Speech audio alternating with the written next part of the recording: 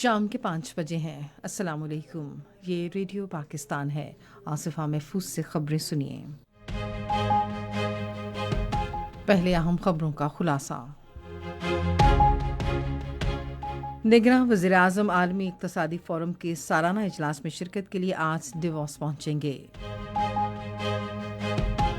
صدر نے انسانیت کے عظیم تر مفاد کے لیے جدید ترین سائنسی پیش رفتوں، تجربات اور کامیابیوں کا تبادلہ کرنے کی ضرورت پر زور دیا ہے۔ نگراں وزیر اطلاعات نے کہا ہے کہ حکومت وسائل کی منصفانہ تقسیم یقینی بنانے کے لیے شواہد پر مبنی فیصلہ سازی کو اہمیت دیتی ہے۔ پاکستان اور نیوزی لینڈ کے درمیان 5 T20 بین الاقوامی کرکٹ میچوں کی سیریز کا تیسرا میچ کل ڈونیڈن میں کھیلا جائے گا۔ اور اب خبروں کی تفصیل۔ نگراں وزیر اعظم انوار الحق کاکڑ عالمی اقتصادی فورم کے 54ویں سالانہ اجلاس میں شرکت کے لیے ڈیووس پہنچ گئے ہیں۔ وزیر اعظم عالمی اقتصادی فورم کے غیر رسمی اجلاس میں شرکت کریں گے، جس میں عالمی تنازعات کی روک تھام پر بات چیت کی جائے گی۔ اعلیٰ پالیسی ساز، سرمایہ کار، تاجر اور ماہرین بھی اجلاس میں شریک ہوں گے۔ اس کے علاوہ وزیر اعظم DPO ورلڈ اور JW انٹرنیشنل ہولڈنگ کے درمیان مفاہمت کی یادداشت پر دستخطوں کی تقریب میں شرکت کریں گے۔ فورم کے موقع پر انوار الحق کاکڑ ایرانی وزیر خارجہ حسین امیر عبداللہیان اور کارگل برین اسکائز کے صدر سے بھی ملاقات کریں گے۔ بعد میں وزیر اعظم عالمی رہنماؤں، بین الاقوامی تنظیموں، بزنس کونسلوں کے سربراہان اور تصویراتی شراکت داروں کے اعزاز میں عالمی اقتصادی فورم کے بانی کی طرف سے ضیافت میں شرکت کریں گے۔ صدر ڈاکٹر عارف علوی نے انسانیت کے عظیم تر مفاد کے لیے جدید ترین سائنسی پیش رفتوں، تجربات اور کامیابیوں کا تبادلہ کرنے کی ضرورت پر زور دیا ہے۔ آج اسلام آباد میں کامسیٹس کی 29ویں سالگرہ کے موقع پر منعقدہ تقریب سے خطاب کرتے ہوئے انہوں نے کہا کہ علم کی دستیابی اور زیادہ سے زیادہ رسائی انسانیت کو موجودہ معاشی، سماجی اور عالمی چیلنجوں سے نمٹنے میں مدد دے سکتی ہے۔ صدر نے کہا کہ بغیر کسی رکاوٹ کے سائنسی معلومات کا تمام ممالک کے درمیان تبادلہ کیا جانا چاہیے۔ نگراں وزیر اطلاعات نے کہا ہے کہ حکومت کو وسائل کی مؤثر تقسیم کو یقینی بنانے کے لیے شواہد پر مبنی فیصلہ سازی کے بڑھتے ہوئے رجحان کی ضرورت کا ادراک ہے۔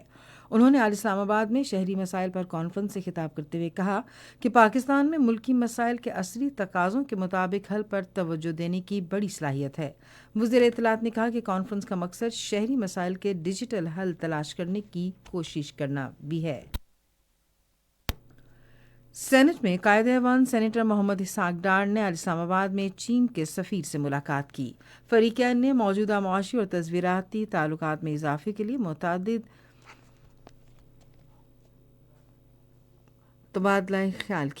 طریقوں پر تبادلہ خیال کیا۔ اس موقع پر اظہار خیال کرتے ہوئے اسحاق ڈار نے کہا کہ پاکستان اور چین کی دوستی دونوں ملکوں اور پورے خطے کی خوشحالی، امن اور استحکام کے لیے ناگزیر ہے۔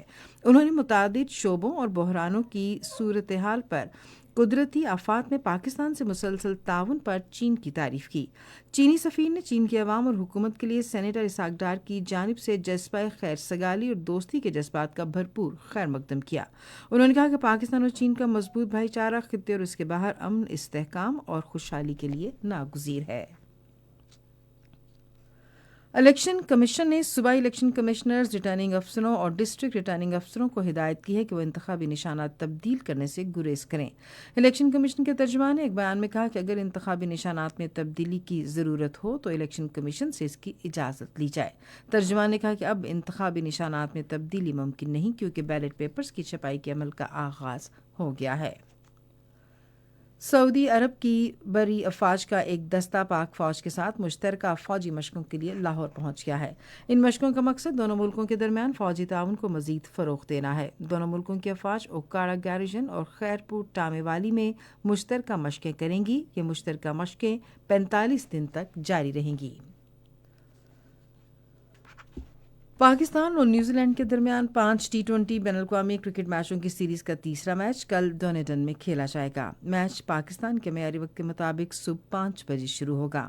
نیوزی لینڈ کو سیریز میں 2-0 کی برتری حاصل ہے۔ اسی کے ساتھ خبریں ختم ہوئیں.